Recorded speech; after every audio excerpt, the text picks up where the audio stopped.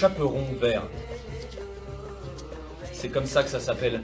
Chaperon, c'est aussi une sorte de petit casque en cuir qu'on enfile sur la tête d'un aigle. Mon objectif principal, c'était de faire écrire les gens. Tous les derniers samedis du mois, pendant 1 an, il y avait un spectacle qui était mené par un groupe d'habitants du quartier à partir de ce qui avait été écrit.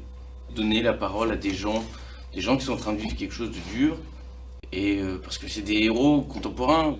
Toutes nous habitions au chaperon vert. Toutes. Depuis des années et des années. Toutes. Nous avons assisté à la rénovation de nos balcons. Toutes. Nous nous en sommes réjouis. J'y avais mis mes rosiers, moi. Et moi, mon vieux fauteuil. Et moi, mon vieux mari. L'énergie qui leur sort de ce spectacle, ce qu'ils racontent, la colère, c'est la colère, quoi.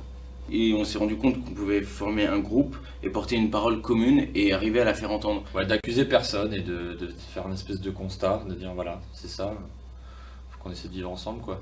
Nous avons reçu un courrier. Toutes. Nous avons eu 3 mois pour faire nos cartons. 3 mois pour abandonner nos murs. Nos voisins. Nos souvenirs. 3 mois pour partir. Déménager. Trouver un nouvel appartement. Plus cher. Forcément. Ces nouveaux bâtiments qui sont vraiment trop proches les uns des autres, il y a un vis-à-vis qu'on n'a jamais eu. La disparition aussi des espaces verts. Il en reste plus que 2 véritables espaces verts. On voulait évidemment que les habitants, ce ne soit pas une façon d'effacer leur passé, mais de se projeter dans le futur. Mais évidemment, un projet de réhabilitation, ça apporte beaucoup d'améliorations, ça apporte aussi des contraintes. Notamment les questions de loyer qui sont omniprésentes dans le discours d'un certain nombre de familles, parce que payer un logement plus petit, plus cher, c'est quelque chose qui est difficile à accepter. Autrefois, on vivait dans le 13e. Mais vous savez ce que c'est? Les loyers augmentent, on perd son travail, l'ado en a marre de partager sa chambre avec ses petits frères. Bah on a déménagé. On regrette pas, hein? Ici c'est bien.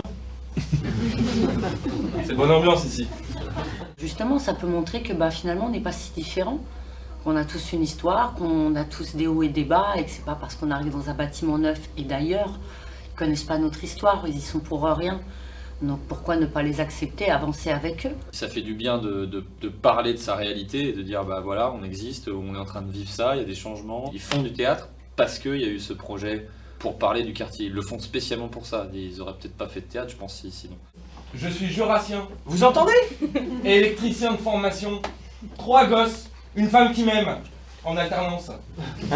Les fins du mois, raide comme la mort.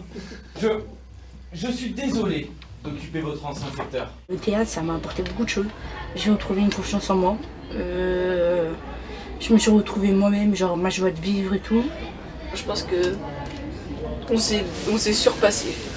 Moi, franchement, j'ai bien aimé. Au début, j'avais vraiment le trac. Après, je me suis sentie à l'aise. Et après, j'ai donné le meilleur de moi-même. Et après, c'est bien passé. Quand tu évolues avec le groupe, ça te donne une énergie positive. Et puis on fait des rencontres extraordinaires.